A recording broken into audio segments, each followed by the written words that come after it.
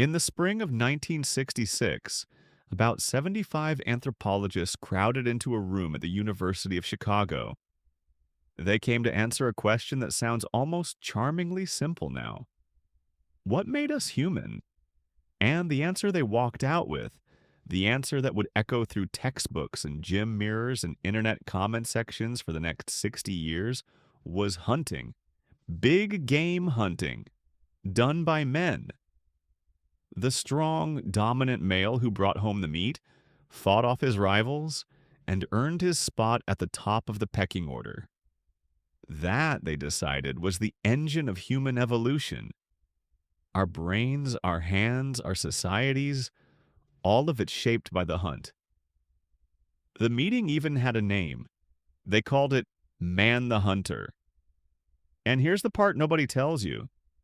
The evidence sitting in that very room, in the field notes of the people giving the talks, quietly said the opposite. So here's what I want to show you today. The alpha male, the dominant guy who supposedly sat at the top of the human hierarchy since the dawn of time, was not discovered in our biology. He was assembled, piece by piece, in a conference room, in a wolf pen, and eventually on a farm. And by the end of this, you're going to see that he's a lot younger than you think. Younger than agriculture, younger than the wheel. He is, in evolutionary terms, brand new.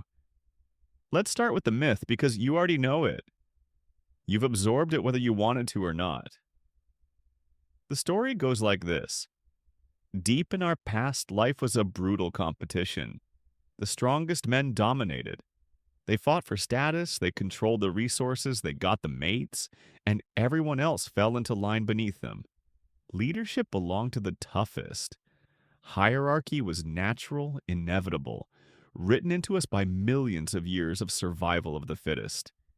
And if you ever feel that pull toward dominance, toward climbing over other people, well, that's just your ancient programming talking.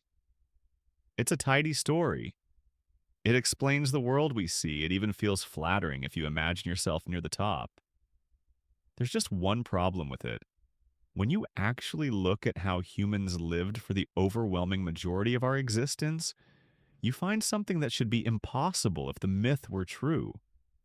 You find the opposite of dominance. You find people who spent enormous energy making sure nobody could become the alpha at all. In the 1990s, an anthropologist named Christopher Boehm looked at dozens of hunter-gatherer and small-scale societies from around the world, and he noticed a pattern so consistent it was almost funny. These groups were fiercely, deliberately equal. Not by accident, on purpose. If a man in one of these bands started acting like a big shot, started bragging, hoarding, bossing people around, trying to dominate the group pushed back. And they had a whole toolkit for it. First came teasing, mockery. They'd make fun of him relentlessly.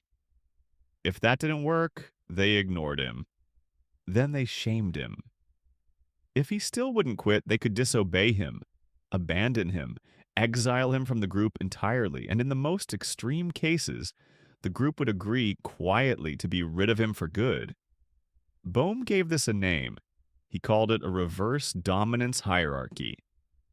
In a normal dominance hierarchy like the one you see in chimpanzees, the strong individual rules the weak.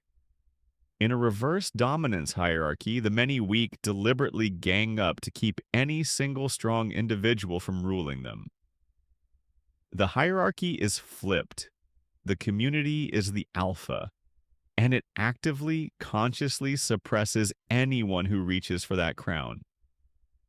Sit with that for a second, because it completely scrambles the myth. For most of human history, we weren't trying to climb the hierarchy. We were trying to flatten it. The would-be alpha male wasn't admired. He was a problem to be managed. So if equality was the human default, where did the dominant male story even come from? Because somebody clearly sold us on it. And this is where we go back into that room in Chicago. The 1966 symposium was organized by two anthropologists, Richard Lee and Irvin DeVore. And the irony, the genuinely delicious irony, is that Lee's own research was some of the best evidence against the very title of the conference. Lee had spent years living among the Jew/Hwansi, a foraging people in the Kalahari Desert, carefully recording what they actually ate. And what he found was that meat, the prize of the mighty hunter, was not the foundation of the diet. The foundation was plants, nuts, roots, fruits, gathered foods. By his accounting, gathered plant food made up the majority of the calories these people lived on. In a lot of foraging societies, the number lands somewhere between 60 and 80%. Think about what that means. The thing that fed people day in and day out, the reliable engine of survival, was gathering. Not the dramatic hunt that comes home empty as often as not. Gathering, which, by the way, was skilled, demanding work. You had to know hundreds of plants, where they grew, when they ripened, which ones would heal you and which ones would kill you. It was a vast body of expertise. It just didn't come with a spear and a good story. So the conference was sitting on data that said, gathering kept us alive. And they named the whole thing Man the Hunter. The branding won. The evidence got footnoted. And a generation of students learned that the hunting male was the hero of the human story. But Man the Hunter only gave us the hunting part. The word alpha, that specific idea of the dominant male at the top, came from somewhere else entirely. And honestly, this origin is even better. It came from wolves. In the 1940s, a researcher studied a group of wolves and described the top animal as the alpha. Then in 1970, a biologist named David Mech wrote a hugely popular book that put the word alpha wolf into the public bloodstream. The lone tough wolf who fought his way to the top of the pack. It was everywhere. It still is. There was just one catch. Those wolves were captive. They were unrelated animals thrown into an enclosure together, like strangers forced to share a prison cell. Of course, they fought for dominance. They had nothing in common and nowhere to go. When scientists finally studied wolves in the wild, the alpha vanished. A wild wolf pack isn't a gang of rivals clawing for the top spot. It's a family. A mom, a dad, and their pups. The so-called alpha is just a parent. The leadership is just parenting. And here's the kicker. David Mech, the man who popularized the alpha wolf, spent the later decades of his life trying to kill the idea. He publicly walked it back. He even asked for his own old book to stop being reprinted because he knew the science in it was wrong. The single most famous source for the alpha male tried to issue a recall. And it didn't matter. The myth had already left home. So now you can see the assembly. The hunting half came from a conference that misread its own data. The dominance half came from a study of stressed animals in a cage that real wolves never resembled. Stitch them together and you get the alpha male.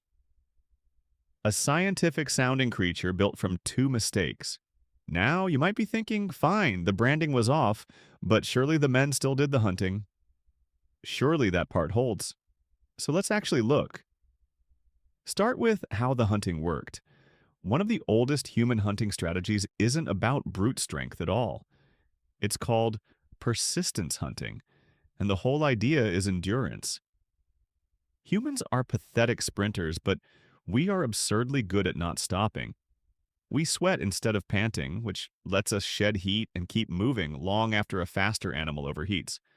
So you don't overpower the prey, you follow it for hours, until it collapses from exhaustion and you simply walk up to it. Notice what that kind of hunting rewards, not bulging muscle. Stamina, patience, tracking knowledge, cooperation, the ability to read the land and keep going. Those are not the exclusive property of the biggest, strongest man in the group. They're human traits spread across everybody. Which brings us to the part the myth really doesn't want you to hear. Women hunted too. In 2020, archaeologists in the Andes published a discovery, a burial around 9,000 years old, of a young hunter laid to rest with a full big game hunting toolkit. Spear points, scrapers, the works. The kind of grave you'd expect for a great hunter. And when they analyzed the bones, the hunter was a woman, a teenage girl, somewhere around 17 to 19 years old. Now, one grave could be a fluke. The researchers knew that, so they went back and re-examined other ancient burials across the Americas from the same era. And they found that a striking share of the big game hunter burials, by their estimates somewhere in the range of a third to half, were female. That finding is still debated, and you should know that, but it cracked the door open. And other researchers walked right through it. A 2023 review of foraging societies recorded around the world found that women hunted in the large majority of them, often deliberately, often for big game, sometimes with dogs, sometimes with children along. Hunting was not a men's club with a velvet rope. It was something the community did, and underneath all of it sits one more piece, maybe the most important. The anthropologist Sarah Blaffer Hrdy pointed out that the thing humans are truly built around isn't the lone hunter at all. It's cooperative childcare. Human babies are ludicrously expensive to raise, far too costly for one mother alone. So we raise them together. Mothers, fathers, grandmothers, aunts, siblings, the whole group sharing the load. We are not, at our core, a species of dominant loners. We are a species of cooperators. That's the actual superpower. That's what got us here. So if we spent 95% of our history as cooperative, fiercely equal people who flattened their own hierarchies and shared the hunting and the raising of children, then where did the dominant male actually come from? Because he's clearly here now. The myth had to start somewhere real. It did. It just didn't start in the Stone Age. It started on the farm. Around 10,000 years ago, humans began to settle down and grow their food. Agriculture changed everything, and not in the gentle way we usually imagine. For the first time, you could produce a surplus. You could own land. You could store grain, accumulate wealth, and pass it down. And the moment property became heritable, a brand new obsession appeared, whose children get the inheritance, which meant controlling who women had children with, to be certain of fatherhood. Add the heavy plow, which favored upper body strength and pushed women out of the fields and into the home, add growing populations crammed together, add organized warfare over land, and you get a recipe. Wealth concentrates. It concentrates in the hands of a few men, and the flat, equal world quietly tips over into hierarchy. That's the turn. Patriarchy and the dominant male aren't the ancient bedrock of human nature. They're a side effect, a consequence of a particular way of living that's only about 10,000 years old. Recent, new. A late chapter in a very long book. So let's go back to that room in Chicago one last time. 75 experts trying to find the origin of human nature in the hunt, in dominance, in the strong male at the top. And the truth was sitting right there in their own notes the entire time. We didn't survive because of alphas, we survived in spite of them. We survived by sharing the food, by raising the kids together, and by ganging up on anyone who tried to lord it over the rest. The alpha male isn't your ancient inheritance. He's younger than farming, younger than the first city. He's a story we got told, built from a misread conference and a caged wolf. And we've been repeating it ever since because it's flattering and simple and it sells. But you've got the older story now, the real one. 200,000 years of human beings looking at the guy who tried to dominate them and deciding together that they'd rather not. And once you know that, you start to wonder how many other things we call just human nature are really just a few thousand years old, wearing a very old costume. We'll get into that next time.